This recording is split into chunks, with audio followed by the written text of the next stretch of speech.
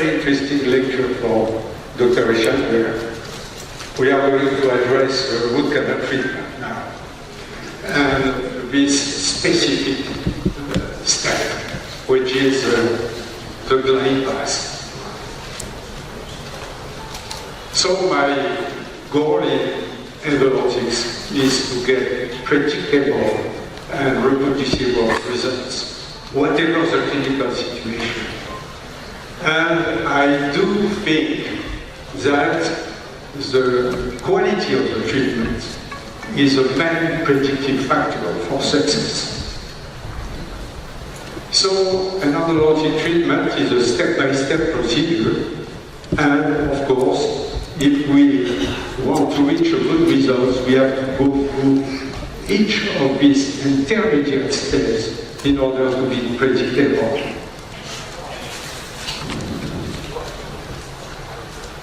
So we have to start with an access cavity, of course, and today there is a trend to cut constricted or ninja access.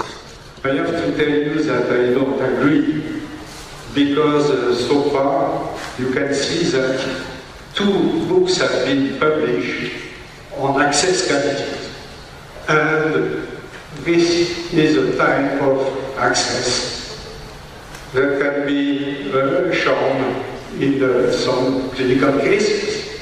It's terrible.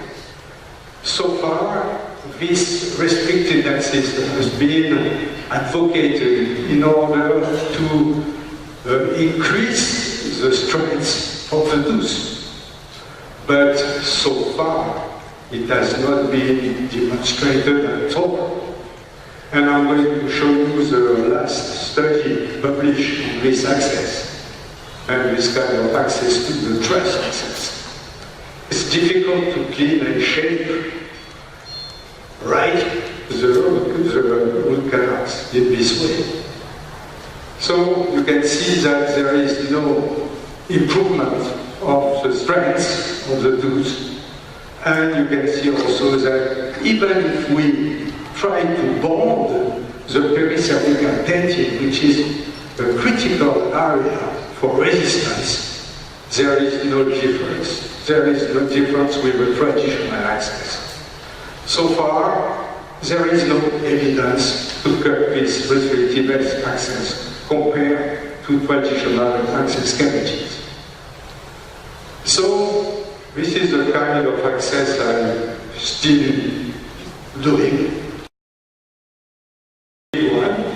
And as Dr. Schiller said many years ago, the access should be as small as practical. Not too big, not too small. And of course, you know that in order to be successful in endo, we need to fulfill the endodontic triad. Of course, cleaning and shaping, disinfection and obturation. And I do think that the breakthrough in endodontics has been the launch of Nickel Titanium to manufacture files and instrument, root canal instrument. And there is no turning back. I have been trained many years ago with hand instrumentation with Dr. Schiller, but we got hand technique. But of course, switching to Nickel Titanium rotary or reciprocating motion, it was much faster, easier, and with the same results, and sometimes better results. So there is no turning back. So when there is a good idea, you know, all the companies, they try to manufacture their own product. I have to say that today, all these nighttime instruments are good ones. It's only a kind of habit from a specific practitioner to use this or another kind of instrument, another brand of instrument. But to make a long story short, all these next one are stupid instruments, because they are only able to follow a smooth pathway already secured by hand instrument or dedicated instrument, rotary or reciprocating instrument.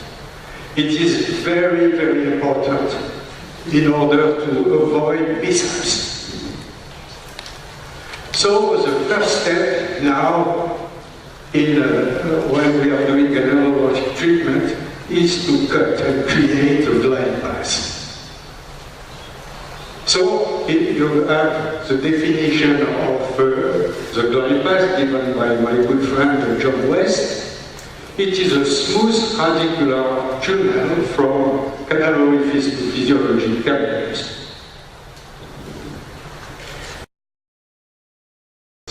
Dedicated step in endodontics. Glide path is used in aeronautics, and you have to only to read the definition of glide path in aeronautics, and you are going to see that the objectives are exactly the same. So it is the approach path of an aircraft when landing, and its purpose is to establish a tightly controlled horizontal and vertical corridor to bring the aircraft safely at the end of the runway. It's the same for us. We should reach safely the end of the route. So we have two types of glide paths. We may have a patent canal, and in this way we have to follow, enlarge, and reproduce the glide path. And in difficult canal, we have to discover the anatomy. We have to explore this anatomy and then follow, enlarge, and reproduce. So, usually, conventionally, the creation of the glide path was done with hand instruments. 8, 10, and 15 K5. It is agreed that we should use rotary instruments after using 15 K5 loose at the root canal working rates. But you can see that the problem when we are using this hand instrument is to create some. You can see that between the 10 and 15 K5, we have a 50% increase. So the file becomes stiffer, and in a difficult canal, it's a way to create problems. The first rotary glide path system was launched by Dentsply many years ago, the PassFile. And we have 3 instruments with auto taper in nickel titanium, with a geometric progression at the tip. And it was a very, very interesting and nice system, and predictable system. Maybe you know this video animation from the Italian group from Elio Beruti, and you can see that the resistance is very, very high. And the first file to break is going to be the biggest, this one, after 30 seconds. Then the second is going to be the middle one, after 35 seconds. And the last one is going to be the smallest. What does it mean? It means that we have way enough time before breakage, especially because when we are using this instrument, they are being used about 4 or 5 seconds inside the canal. So we are absolutely safe. and the cyclic fatigue resistance is very high. So we have to create this glide path with this, but before we have to place a loose 10K5 at the foramen level. It's critical before using these rotary systems.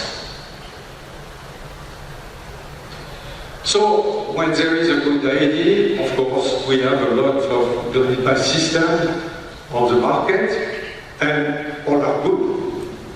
The only difference is about the number of instruments. Some are 3 instruments, some are 2 instruments, and some are 1 instrument. And Dentsply launched the ProGlider, only 1 glide path instrument, and the Web1 glider, which is a reciprocating glide path instrument. You have some information about the ProGlider. It's a baby protector. We have progressive taper on the active portion, and it is in M-wire. And we have different, of course, lengths, and should be used at 300 RPM with up to 4 Newton centimeter for torque. This is a way to use the ProGlider. You should use it with a very light hand, and you should let the file run inside the camera. No pressure. And with an in and out motion, like a painting motion, the file is going to progress and reach the working length after 10K5. Look at my finger, there is absolutely no pressure at all. We have now, I just counted 29 studies on the ProGlider, and all are positive. And we have 19 comparative studies about all these parameters: cyclic fatigue, flexibility, stress, with torque, bending, buckling, canal transportation, centering, and preparation time, and crack formation. I just selected this one because it was about the centering of the file, and there is a comparison between K5, glide path done with K5, with ProGlider in the middle, and pass file. In yellow you have the initial canal, in red after the glide path, and in blue the final shape. And you can see that ProGlider is absolutely really well centered inside the canal after preparation. Let's see some example. We have a free-routed bicuspid, the free ProGlider after 10K5, and the final shape and fill. And you can see here that the free ProGlider, they can be placed here on very sharp apical curvature, S curvature on the distal root, always after a 10K5, and in this very curved root from my friend Filippo Santarcangelo from Bari in Italy. And again, it is ProGlider. But of course, in this very specific situation, we should not, after 10K5, we should not use a ProGlider with the motor. We should use it by hand. And you are going to see. We have a sharp apical curvature. Of course, we have to negotiate the apical curvature with a 10K5. And then we have to pre-enlarge the straight coronal portion. Then we have to pre-curve this proglider and place it inside the canal. And we have to rotate, and the file is going to follow the pathway. And sometimes, look at the way to remove the file, and again, you have the shape of the curvature, and place it again, and it is done.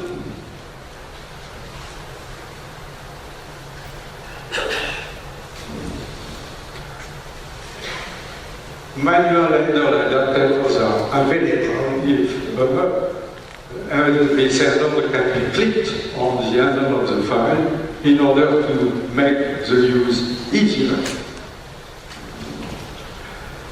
So for me, the actual step is not to create a blind pass with rotary dedicated specific instruments. But the actual first step is to be able to negotiate. And in fact, the root canal preparation can be divided in 3 different steps. First, canal negotiation. Second, glide pass. And third, shaping. And I call the initial negotiation, which is for me the main step before shaping, is to create the first mini glide pass with a canal file. So for canal negotiation, it's possible to use different instruments, but of course we have to use stainless steel K-file to negotiate the root canal system. And sometimes it is easy, like sometimes it is more difficult, like in this case, and sometimes it's really, really tough, like here or here. And we should be able to do that. We should be able to do that. This is a case from the Philippos. So, what is the motion to be used for canal negotiation? If I ask you, I'm sure that 90% of you are going to tell me that you are using a wedge-winding pull motion, which is a motion taught in most of the dental school. On this animation, the wedge-winding pull motion. But if you do that in a very difficult manner, and it is an animation, but if you do that on a very difficult canal, you are going to be in great trouble. Because the file is working with the tip, and working with an inward pressure in case of very narrow and irregular canal, you are going to create ledge or blockage. And this has been shown in this article. It's a very interesting article. There are not a lot of articles about canal blockage, but you can see that it is a dented mud.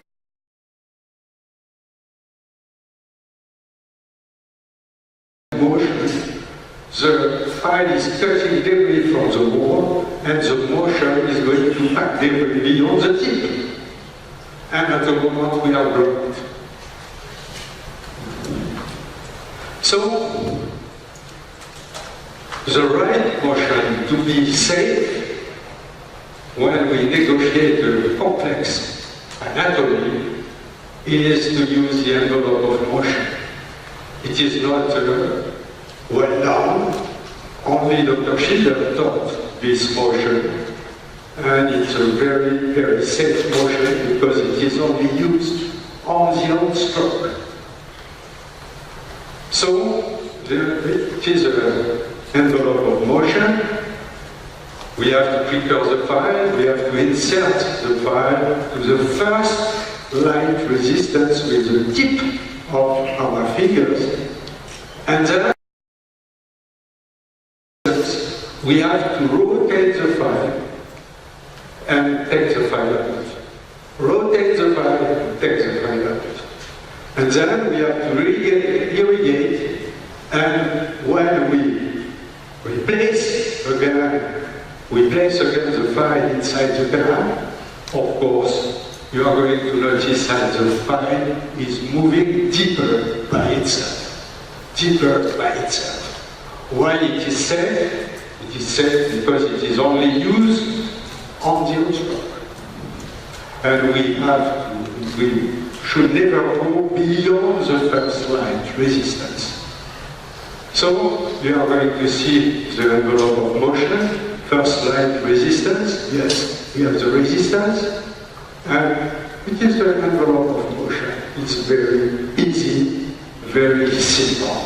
And then when we replace it, you get envelope of motion. So, in fact, we have different kinds of canal.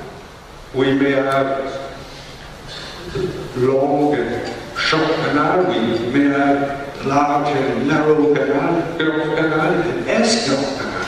And we can have an idea when we are looking at the first pre-op X-ray. And of course, we have to use a light touch with the tip of our fingers. And we have to think what the canal is going to give us, basically. So, it is a definition of passive optical instrumentation. The concept given by Dr. Schiller many years ago. And words never push, never press, always work on the envelope with the envelope of motion. So, this is the envelope of motion, and in most of the situation, you can reach the working length only using the envelope of motion. But in some specific situation, if you are using the envelope of motion twice or 3 times, and you notice that the file doesn't want to move deeper, you should stop. And use the wedge-welding pull motion not to make the file progress, but to use this motion in a step-back fashion with 2 or 3 consecutive files in order to create space behind, and then when you use initial file is going to move deeper. And again, I have to tell you the word from Dr. Schiller many years ago: if you want to go forward, go backward. If you want to go forward, go backward. For example, an OMK5 doesn't want to reach the working length after using twice the envelope of motion. I'm going this file with a wedge-welding pull motion, like this motion. No, cannot see it. This. In order to create space at this specific level, then I'm going to use the time K5. It's going to stop shorter. Watch one. Never try to move deeper. So just create space at this level, and then it's going to stop shorter again. Watch one, and then when you go back to the 8, the heat is going to find its own way to dance. And then the third motion to master is in and out motion, push-pull motion, only when you have reached the working length. It is the only permitted motion at the working length. Push-pull, push-pull, push-pull, in order to smooth the canal passway. Don't think to enlarge, think to smooth. It's different. And sometimes when you have reached the working length, the file is very tight when you want to use the push-pull motion. So in order to make this easier, you only have to wiggle to free the file. And then, with a good rest point, try to move it with a short amplitude, and then when you can get to 4 or 5 millimeter amplitude, you have got the blind pass. So at this time, it is mandatory to reproduce the blind pass, and even in a very curved canal, you should straighten the file, and drop it. And the file should reach the working length by itself. It's only at this stage that we are able to start using the rotary instrument. Okay? It's very, very important. So to summarize, to follow the canal pathway, first we have to prepare and slide and glide at the first light resistance, irrigation, and after using the envelope of motion twice, if the file doesn't want to progress, use watch winding pole motion in a step-back fashion with 2 consecutive files. And at the root canal terminus, the only motion permitted is in and out push-pull motion. And I will speak later about balance force in case of sharp orbital curvature. So to summarize, you have a very nice we have a very nice drawing from Dr. Rudder, and you can see that initially the file is going to be stopped at the root canal curve.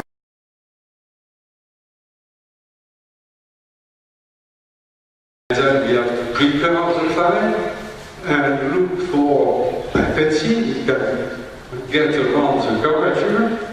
At this stage, it's possible to use again the envelope of motion, and then we can reach the working length. For that, it's important to use good hand file.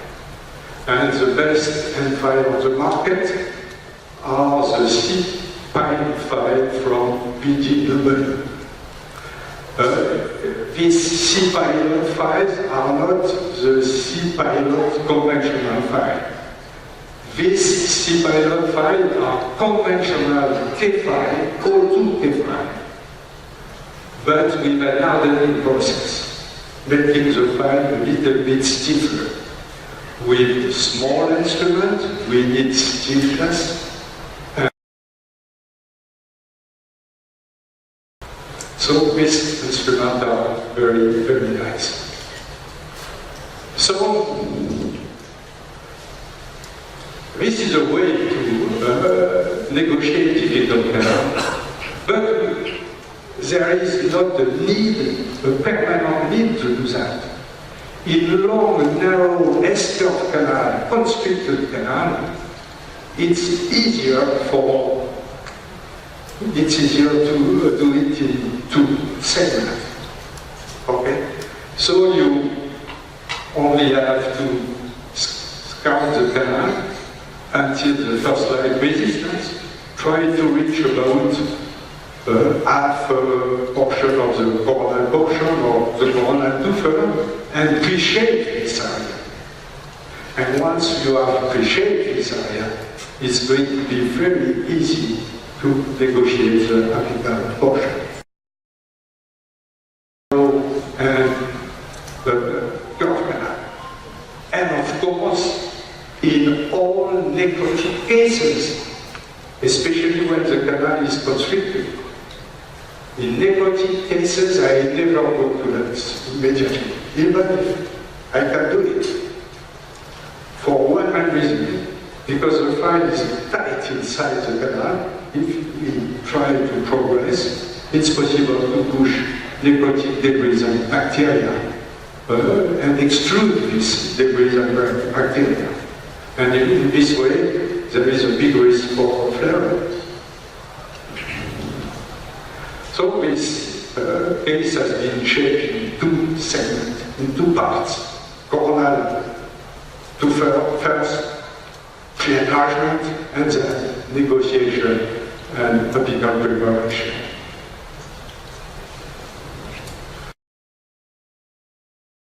We negotiated.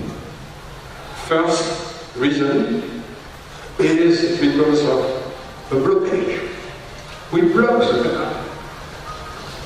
I have heard many times that some clinicians are able to find an MP2 canal orifice and place the file inside the orifice, and at the moment they told me the canal is not patent. All canals are patent. All of them are patent. We block this canal. If we can access and reach the coronal portion in a narrow canal, the canal is going to be more patent in the apical region, because calcification is the coronoapical process. Okay? So we should be careful. The reason when there is a curvature is the fact that the curvature of the file doesn't match the curvature of the canal. So we have only to increase the curvature and look at capacity, and it's possible to find the canal through an apical curvature. The third reason is to use a file too big compared to the size of the canal, to the volume of the canal. So, when you are using, you start with a 10K file, and at the first light resistance, you feel this light resistance. Try to take out the file and move to an 08. And you're going to be surprised to see that an 08 is going to move. And finally, the last reason is to have too much constriction in the coronal area. And of course, in this situation, we have to appreciate this area, and the file is going to move deeper. So let's see the canal mishaps. I told you that we create blockage in constricted canal because we want absolutely to move the file with an inward pressure. So if we use a file in a curved canal with an in and out push-pull motion in the body of the canal, we are going to cut debris from the walls and push this debris beyond. You can hear the different reasons for canal blockage.